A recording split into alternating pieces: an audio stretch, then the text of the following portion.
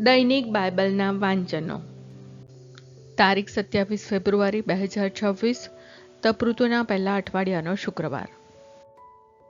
આજે માતા ધર્મસભા સંત ગ્રેગોરીનો તહેવાર ઉજવે છે. પહેલું વાંચન પૈગંબર હજકિયલના ગ્રંથમાંથી 18મો અધ્યાય કડી 21 થી 28.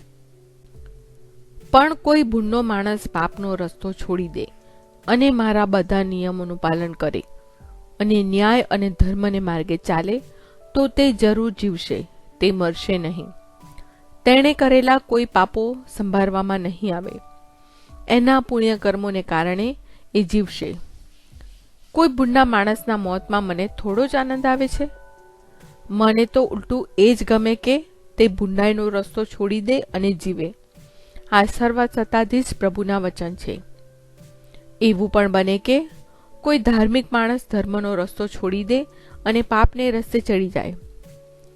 ભૂંડો માણસ કરે તેવા અધમ કૃત્યો આચરે તો શું તે જીવતો રહેશે?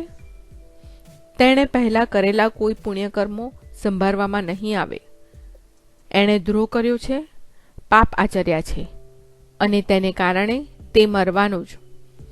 છતાં તમે કહો છો કે પ્રભુ અન્યાય કરે છે. ઓ ઇસ્રાએલીઓ, સાંભળો, અન્યાય હું કરું છું કે તમે કરો છો?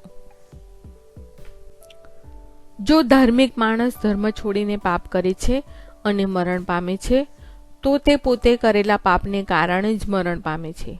વળી જો કોઈ ભૂંડાઈ છોડીને ન્યાય અને ધર્મને માર્ગે ચાલે છે તો તે જીવવા પામશે.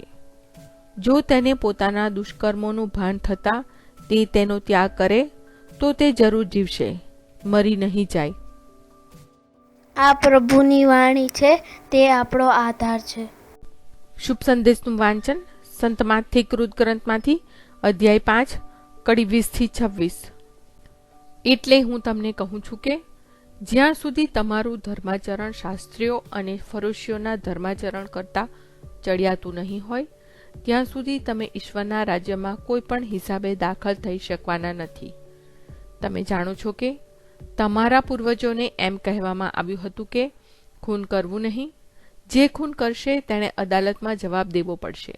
પણ હું તમને કહું છું કે જે કોઈ પોતાના ભાઈ ઉપર ગુસ્સો કરશે તેણે અદાલતમાં જવાબ દેવો પડશે, અને જે કોઈ પોતાના ભાઈને ગાળ દેશે તેણે વડી અદાલતમાં જવાબ દેવો પડશે. તેમજ જે કોઈ પોતાના ભાઈનો તિરસ્કાર કરશે તે નરકના અગ્નિને પાત્ર ઠરશે. એટલે વેદી ઉપર નૈવેદ્ય ધરાવતા તને યાદ આવે કે તારા ભાઈને તારી સામે કંઈ ફરિયાદ છે તો તારું નૈવેદ્ય વેદી આગળ જ રહેવા દઈ નીકળી પડજે. પહેલા તારા ભાઈ સાથે સમાધાન કરજે અને ત્યાર પછી આવીને નૈવેદ્ય ધરાવજે. તારા સામાવાળા સાથે તમે બંને અદાલતને રસ્તે હો ત્યાં જ વેળાસર સમાધાન કરી લેજે. નહીં તો કદાચ તે તને ન્યાયાધીશને સોંપી દેશે અને ન્યાયાધીશ અમલદારને સોંપી દેશે અને તું જેલમાં પુરાઈશ. અને યાદ રાખજે કે પાઈએ પાઈ ચૂકતે કર્યા વગર ત્યાંથી તારો કદી છુટકારો નહીં થાય. આ પ્રભુની વાણી છે, તે આપણો આધાર છે. પ્રાર્થના. ઓ મારા પ્રભુ ઈસુ, હું મારા પાપો માટે પસ્તાવો કરું છું. મારા પાપો માફ કરો. મારા હૃદયમાં આવો. હું તમને મારા પ્રભુ અને તારણહાર બનાવીશ. આમેન. પ્રભુ તમને સુખી રાખો અને તમારી સંભાળ રાખો. પ્રભુની તમારા ઉપર કૃપા દ્રષ્ટિ અને મહેરબાની હો.